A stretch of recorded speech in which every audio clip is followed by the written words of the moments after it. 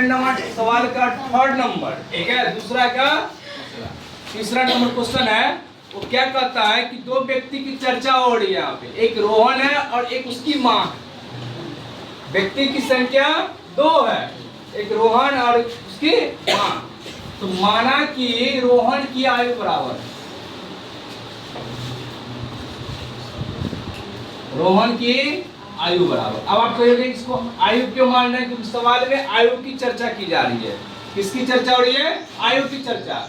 अब रोहन की आयु बराबर x हो गया, तो रोहन की माँ की आयु, माँ की आयु। अब देखो रोहन की माँ की आयु जो मानेंगे, उस सवाल में कहा क्या रहा है क्वेश्चन में आपको कि 26 वर्ष बड़ी है, वो भी किससे? तो रोहन से। तो रोहन अगर अगर 1 वर्ष का है तो उसकी मम्मी, इसका मतलब 27 वर्ष का है। रोहन अगर 1 वर्ष का है तो उसकी मम्मी 27 वर्ष का है। अगर रोहन x वर्ष का है तो उसकी मम्मी x प्लस 26 वर्ष का है। यानी 27 हम निकाल रहे थे, 1 प्लस 26 करके निकाल रहे थे 27। अगर हम इसमें 26 वर्ष बड़ी करेंगे तो रोहन x माने हैं, तो रोहन की माँ की आयु हो जाएगी आपको x प्लस 26।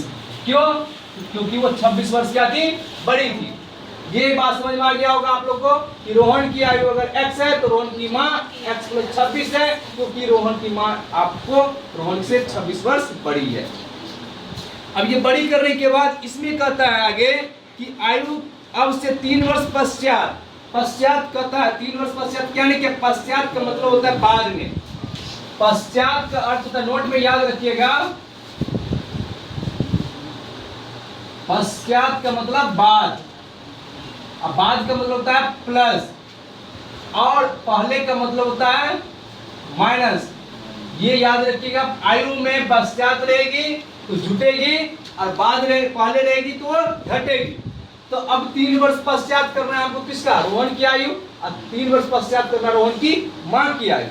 तो 3 वर्ष पश्चात रोहन की आयु क्या होगा? 3 वर्ष पश्चात रोहन की आयु,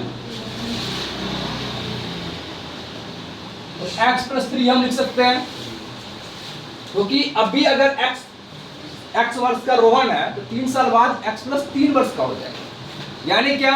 अगर अभी रोहन 1 वर्ष का है तो 3 साल के बाद वो 4 वर्ष का हो जाएगा, यानी उसमें 3 साल जुट जाता है। इसी प्रकार से रोहन की माँ अगर x प्लस 26 वर्ष का है अभी, तो उसमें भी 3 साल जुट जाएगा। तो रोहन की माँ की आयु क्या हो जाएगा? 3 वर्ष पश्चात रोहन की माँ की आयु। तो रोहन की माँ की आयु अभी वर्तमान में जो था आपका x प्लस 26 था, उसमें 3 वर्ष हमने ऐड कर दिया तो निकल गया x प्लस 29। ये रोहन की माँ की आयु निकल।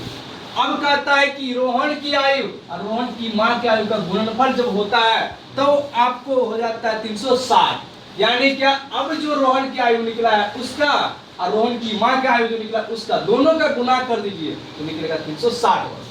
तो अब देखिए गुणनफल करने पर दोनों की आयु को गुणनफल करते हैं, यानी x प्लस 3 रोहन की आयु होगा और x प्लस 29 आपको उसकी माँ की आयु, तब क्या निकला?